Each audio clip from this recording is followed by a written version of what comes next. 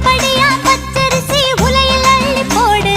உமையவளின் படையலுக்கு நிறைஞ்ச மனசோடு. கருப்பட்டியோ முந்திரியோ கச்சிதமா போடு. கருமாறி பசியடங்க ஆக்கு பொங்க சோறு.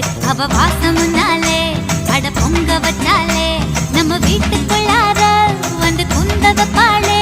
கருமாரியம்மா வரம் கொடுப்பாளே. இருபடியா பச்சரிசி அரைச்சு அரைச்சு போடு. இருக்கங்கட்டி மாறிக்கண்ணே ஆக்கு பொங்க சோறு. காஞ்சிபுரம் கருப்பஞ்சாறு கல்கண்டு போடு. வாஞ்சையுள்ள ஆத்தாளுக்கு வடிச்சு போடு சோறு. பசி என்று சொல்வாளே பரிமாறு அன்பாலே. அவ உண்ட